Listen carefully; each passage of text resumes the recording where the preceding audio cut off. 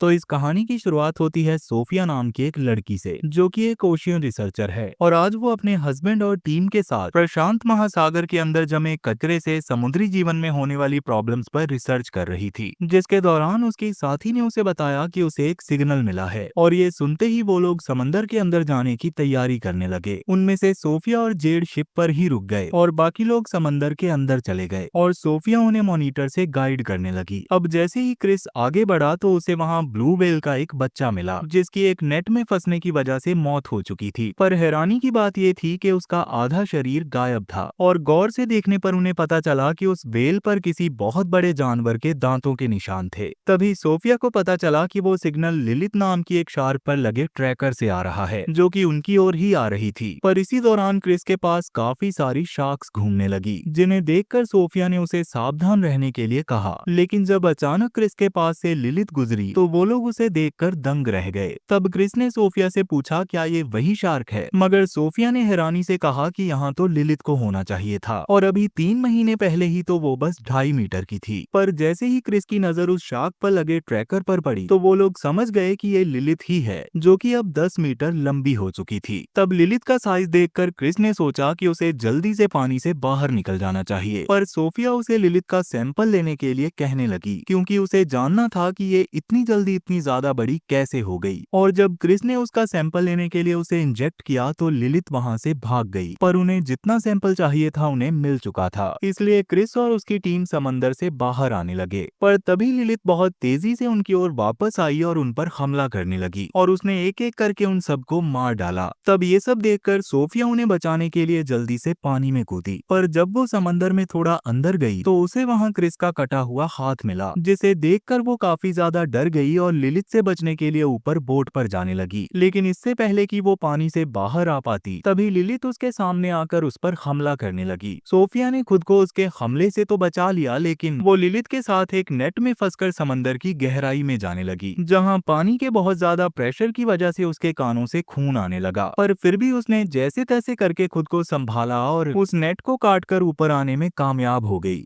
तो अब यहाँ से कहानी 3 साल आगे बढ़ती है, जहाँ पेरिस की सेन नदी के अंदर 2 लड़के कुछ ढूंढ रहे थे, क्योंकि उन्हें भरोसा था कि वहां से उन्हें कुछ न कुछ कीमती जरूर मिलेगा। लेकिन तभी अचानक उनकी मैग्नेट काफी भारी हो गई, इसलिए उन्होंने जल्दी से उसे बाहर निकाला। मगर जब उन्होंने उस सामान को देखा तो वो दंग रह गए, क्योंकि इस नदी के अंदर से उन्हें एक मिसाइल मिली थी, जिसे देखकर वो लोग डर गए और उन्होंने बिना किसी देरी के पुलिस को बुला लिया। जिसके बाद पुलिस वहां आकर छानबीन करने लगी और उनमें से आदिल नाम के एक ऑफिसर ने रिपोर्टर्स को बताया कि इसमें डरने वाली कोई बात नहीं है, क्योंकि अब तक इस नदी से 100 से भी ज्यादा मिसाइल्स और बॉम्ब मिल चुके हैं। तब उस रिपोर्टर ने आदिल से पूछा कि इतने सारे बॉम्ब पेरिस में कैसे आए? तो आदिल ने कहा, ये बॉम्ब वर्ल्ड वॉर 2 के हैं, जो पानी में बहकर यहाँ आ गए। पर इसमें चिंता करने वाली कोई बात नहीं है, क्योंकि ये सारे बॉम्ब और मिसाइल खराब हो चुके हैं। अब इसके बाद सीन शिफ्ट होता है सोफिया पर, जिसने शार्क्स पर रिसर्च करना छोड़ दिया था और अब वो बच्चों को समुद्री जीवन के बारे में जानकारी देती है।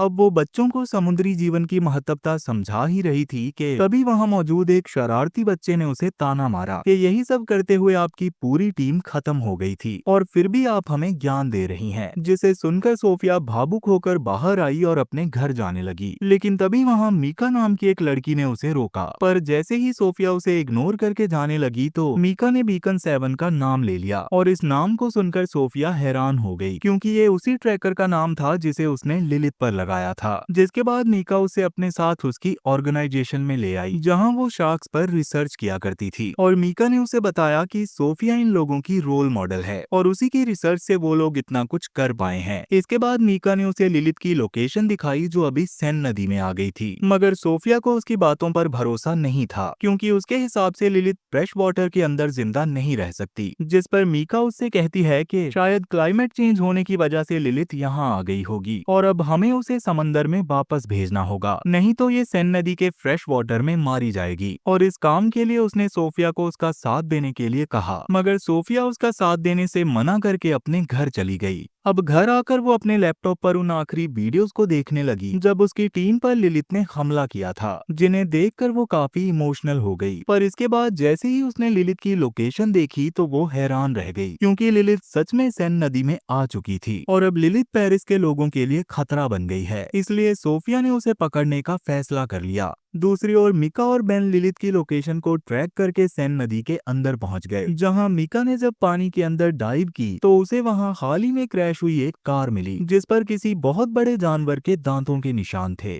वहीं ऊपर बेन ने देखा कि वहां पुलिस आ गई थी, इसलिए वो मिका की रस्सी खींचने लगी, लेकिन मिका ने उस रस्सी को डी अटैच कर दिया। मगर पुलिस के डर से बेन वहां से बोट लेकर भाग गई और थोड़ी देर बाद ऊपर आने की वजह से मिका पुलिस के हाथ लग गई और पुलिस उससे पूछताछ करने के लिए उसे अपने साथ ले जाने लगी। दूसरी ओर सोफिया लिलित को ट्रैक करते हुए उस जगह पहुंच गई जहां पुलिस मिका को पकड़कर ले जा रही थी। तब आदिल बोट को लेकर एंजल्स नाम की एक जगह गया, जहां उसका दोस्त एडवर्ड उसका इंतजार कर रहा था और आदिल उसको कुछ सामान देकर सीधा पुलिस स्टेशन की ओर निकल गया। वहीं सोफिया जब उस जगह पहुंची तो वहां उसे कोई नहीं मिला, लेकिन एडवर्ड का कुत्ता बार बार नदी की ओर देखकर भौंक रहा था। सोफिया को ये सब काफी अजीब लग रहा था, जैसे यहाँ कोई अनहोनी हुई हो, जिसके बाद वो अपने घर चली गई। अब अगली सुबह आदिल मिका से पूछता है कि तुम वहाँ क्या कर रही थी, तो मिका ने उसे बताया कि सेन नदी में एक जानलेवा शार्क है, पर आदिल को उसकी बात पर यकीन नहीं होता। दूसरी ओर सोफिया जो लिलित को ट्रैक कर रही थी, अचानक उसे आदिल की कॉल आती है और वहाँ पहुँचने पर उसे पता चला कि आदिल को कॉल करने के लिए मिका ने कहा था। तभी आदिल ने नदी के किनारे मिली एडवर्ड की बॉडी को देखा, जिसका आधा शरीर गायब था, और वो सोफिया से पूछता है क्या इस पर शार्क ने हमला किया। तब थोड़ी देर देखने के बाद सोफिया ने इस बात को कंफर्म किया कि ये काम लिलित ने ही किया है।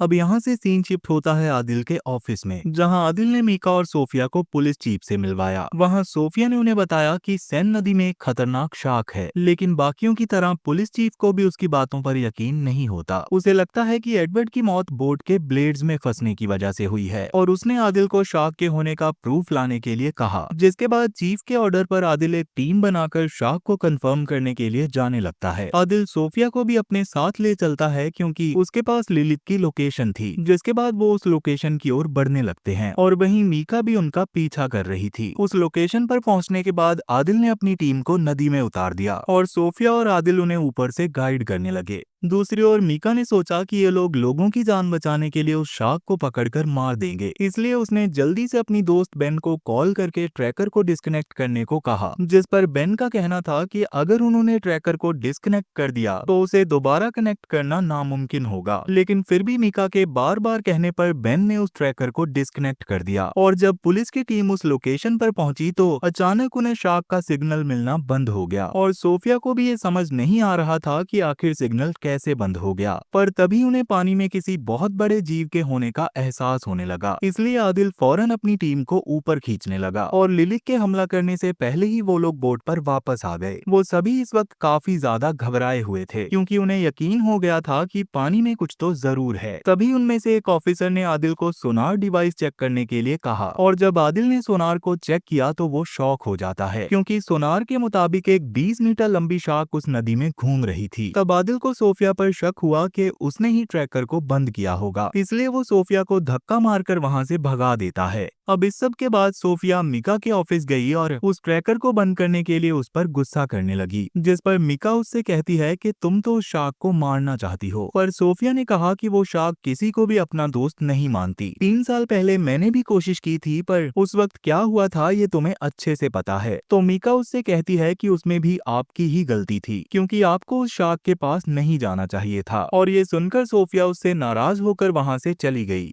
अब इस सब के बाद मीका लिलित को बचाने का एक प्लान बनाने लगी और तभी उसे एक आइडिया आया। उसने अपनी एक वीडियो रिकॉर्ड की जिसमें वो अपने ही जैसे समाज सेवी लोगों से लिलित को बचाने की रिक्वेस्ट करती है और अगर उन्होंने ऐसा नहीं किया तो पुलिस लिलित को मार देगी। इस काम के लिए उसने उन लोगों को एक जगह पर आने के लिए कहा और इस वीडियो को इंटरनेट पर डाल दिया। दूसरी ओर आदिल पुलिस चीफ को समझाता है कि हमें उस नदी को पब्लिक के लिए बंद करना होगा, जिस पर चीफ उससे कहती है कि एक हफ्ते बाद यहाँ त्रिएथलॉन नाम का इवेंट होने वाला है, इसलिए मेयर इसके लिए तैयार नहीं होगी, पर फिर भी हम कल उनसे बात करने चलेंगे। जिसके बाद आदिल अपने घर आकर सोफिया की वीडियोस देखने लगा। उन वीडियो से उसे सोफिया की टीम और उसके हस्बैंड के साथ हुए हादसे के बारे में पता चला और ये देखकर उसे अपनी गलती का एहसास हो गया। इसलिए अगले दिन आदिल ने सोफिया के एक्वेरियम में जाकर उससे माफी मांगी और उसने सोफिया को मेयर के साथ होने वाली मीटिंग में साथ चलने के लिए कहा और सोफिया भी उसके साथ चलने के लिए तैयार हो गई। जिसके बाद वो लोग मेयर मेयर के ऑफिस चले गए, जहां पुलिस चीफ ने मेयर को बताया कि सेन नदी में एक खतरनाक शार्क है। लेकिन मेयर उसकी बात को ज्यादा सीरियस ना लेते हुए कहती है कि कुछ ही दिनों में यहाँ ट्रिएथलॉन की चैंपियनशिप होगी और दुनिया भर से रिपोर्टर्स इस इवेंट को कवर करने आएंगे। इसमें हजारों से भी ज्यादा लोग हैं जिन्होंने इस इवेंट में हिस्सा लिया होगा, इसलिए मैं इस इवेंट को बिल्कुल नहीं रोकूंगी, क्योंकि इस इवेंट का बजट बिलियंस में है। जिसके बाद वो उन्हें कुछ भी करके इस शार्क को सेन नदी से निकालने के लिए कहती है, जिसके लिए आदिल सोफिया से उसका प्लान पूछता है। तो सोफिया ने उसे बताया कि हम शार्क को ट्रैप करने के बाद उसे बेहोश करके यहाँ से निकालकर समंदर में छोड़ आएंगे। और ये सुनते ही सब लोग जल्दी से अपने अपने काम पर लग गए। इसी बीच उनसे मिलने बेन वहाँ आई, जो कि काफी घबराई हुई थी। उसने सबको बताया कि मीका पागल हो गई है। वो दूसरे समाज सेवियों के साथ मिलकर लिलित को सोनार की मदद से समंदर में भेजना चाहती है। इसके साथ ही वो बताती है कि उसने दोबारा से उस ट्रैकर को एक्टिवेट करवा लिया है, जिससे उन्हें शार्क की एग्जैक्ट लोकेशन का पता चल चुका है और वो सब लोग आज ही उस जगह पर जमा होने वाले हैं। उस जगह का नाम कैटाकॉम था, जो पेरिस का अंडरग्राउंड सीवर सिस्टम है, एक ऐसा सिस्टम जो पेरिस के बनने से भी पहले बनाया गया था। तब आदिल ने बेन को वापस जाने के लिए कहा और उससे वादा किया कि वो उनकी मदद के लिए वहाँ जरूर आएंगे। और कुछ ही देर में वो लोग उस जगह पर पहुँच गए, मगर इससे आगे का रास्ता काफी छोटा था, इसलिए वो लोग पैदल ही पानी में चलकर वहाँ जाने लगे। वहीं दूसरी ओर मीका बाकी समाज सेवियों के साथ पहले ही वहां पर पहुंच गई थी, जिसके बाद वो पानी में सोनार लेकर उतर गई। उसे उम्मीद थी कि सोनार की मदद से लिलित समंदर में वापस चली जाएगी। तभी आदिल वहां पहुंचकर सबको उस जगह से निकलने के लिए कहने लगा, जबकि मीका अब भी पानी में ही थी। तभी लिलित मीका के पास आई, जो अब पहले से बहुत ज्यादा बड़ी हो गई थी, और उसे देखकर सब लोग डरने लगे। इसी दौरान लिलित का एक बच्चा मीका के पास आया और मीका उसे प्यार से छूने लगी, लेकिन सोफिया ने उसे ऐसा करने से मना किया क्योंकि लिलित इससे घबरा जाएगी। मगर मीका ने उसकी बात नहीं सुनी। तभी लिलित गुस्से में पानी के अंदर चली गई और ये देखकर आदिल मीका को बचाने के लिए खुद भी पानी के अंदर कूद गया। पर इससे पहले कि आदिल उसे बचा पाता, लिलित ने मीका पर हमला करके उसे मार दिया और ये देखकर डर के मारे लोगों में भगदड़ मच गई। भले ही पुलिस ऑफिसर कुछ लोगों की जान बचाने में कामयाब हो गए थे, पर फिर भी बहुत सारे लोगों के साथ कुछ ऑफिसर्स भी शार्क का शिकार बन गए और इसी बीच बेन को भी एक शार्क ने मार दिया। वहीं आदिल ने सिचुएशन को कंट्रोल करने के लिए शार्क पर फायरिंग करना शुरू कर दिया, जिससे शार्क वहां से भागने लगी। तब बाकी बचे लोगों को वो लोग हॉस्पिटल ले गए और वहां उनका इलाज करवाया गया। लेकिन इतने सारे लोगों को मरता हुआ देखकर सोफिया सदमे में चली गई थी। तब आदिल उसके पास आकर उसे समझाता है कि तुम्हारी इसमें कोई गलती नहीं थी, क्योंकि तुम तो उनकी मदद करना चाहती थी। इसी बीच उनके पास एक ऑफिसर आकर आदिल को कुछ बताता है, जिसे सुनकर वो लोग उस जगह वापस गए जहां उन्हें एक बेबी शार्क मिली, जो आदिल की फायरिंग की वजह से मर चुकी थी। जिसके बाद उस बेबी शार्क को वो लोग लैब लेकर आ गए, जहां सोफिया उस पर रिसर्च करने लगी, जिसमें उसे पता चला कि शार्क ने खुद को फ्रेश वाटर में रहने के काबिल बना लिया है। अब इसके बाद जब वो उसका पेट काटती है तो उसमें से कई सारे शार्क के बच्चे निकलते हैं, जिसे देखकर सोफिया दंग रह जाती है, क्योंकि ये शार्क बस 2 महीने की थी। इसके बाद सोफिया को पता चला कि शार्क्स पार्थेनोजेनेसिस तरीके से बच्चे पैदा कर रही हैं, जिसमें प्रोड्यूस के लिए इन्हें मेल पार्टनर की जरूरत नहीं पड़ती। सोफिया आदिल को बताती है कि लिलित शार्क्स की एक बिल्कुल नई नस्ल बन गई है और वो तेजी से अपनी तादाद को बढ़ा रही है, और अगर हमने उसे खत्म नहीं किया तो वो एक दिन हम सबको मिटा देगी। और ये सुनकर आदिल शॉक हो जाता है। अब अगले सीन में सोफिया ने ये सारा किस्सा मेयर और प्रेसिडेंट को बताया और जल्दी से इस इवेंट को कैंसिल करने के लिए कहा, लेकिन मेयर ऐसा करने को तैयार नहीं हुई। वो उल्टा लोगों की मौत का जिम्मेदार सोफिया को बताने लगी और इस बात पर सोफिया भड़क गई और मेयर पर चिल्लाने लगी। तो गुस्से में मेयर ने उसे वहां से निकाल दिया। इसके बाद मेयर आदिल से कहती है कि अब सारा मामला आमी संभालेगी, इसलिए तुम्हें कुछ भी करने की कोई जरूरत नहीं है। पर इसके बावजूद आदिल और सोफिया ने एक प्लान बनाया। आदिल अपनी टीम से मदद मांगता है कि हमें अपने शहर को बचाने के लिए सभी शार्क्स को खत्म करना होगा, जिस पर उसकी टीम उसका साथ देने के लिए तैयार हो गई। पर उस इवेंट के शुरू होने में अब बस कुछ घंटे ही बचे थे। आदिल का प्लान ये था कि वो लोग कैटाकॉम को बॉम्ब लगाकर उड़ा देंगे, जिससे वहां पर मौजूद सारी शार्क्स मारी जाएंगी, जिसके लिए आदिल अपनी टीम को 2 हिस्सों में बांट देता है। उनमें से एक टीम बॉम्ब लेकर अंदर जाएगी और दूसरी टीम बोट पर उनका इंतजार करेगी, क्योंकि उन बॉम्ब्स के एक्टिवेट होने के बाद उनके पास 3 मिनट का ही टाइम होगा। जिसके बाद वो लोग तैयार होकर इस मिशन के लिए निकल गए। दूसरी ओर वो इवेंट भी अब शुरू होने वाला था और आर्मी ने वहां कमांड संभाल ली थी। तभी वहां मेयर आकर वहां मौजूद लोगों को मोटिवेट करने लगी और फिर मेयर के इशारे पर सभी लोग पानी में कूद पड़ते हैं। दूसरी ओर आदिल और उसकी टीम कैटाकॉम पहुंच चुके थे थे जहां लिलित ने अपना ब्रीडिंग प्लेस बनाया हुआ था। शार्क से बचने के लिए सोफिया के पास एक मशीन थी जिससे शार्क्स उनके पास नहीं आती। तब सोफिया को वहाँ कुछ अजीब लगता है क्योंकि लिलित वहाँ नहीं थी, पर इस बात को इग्नोर करके ये लोग दो जगह पर बॉम्ब लगा देते हैं और अब इनके पास बॉम्ब से बचने के लिए सिर्फ 3 मिनट ही थे। तभी एक ऑफिसर पर एक शार्क हमला कर देती है और बाकी शार्क्स ने भी मिलकर उसके टुकड़े कर दिए, जिसे देखकर बाकी के टीम मेंबर्स एक साथ जमा हो गए। उन शार्क्स को देखने के लिए जब आदिल ने फ्लेयर जलाई तो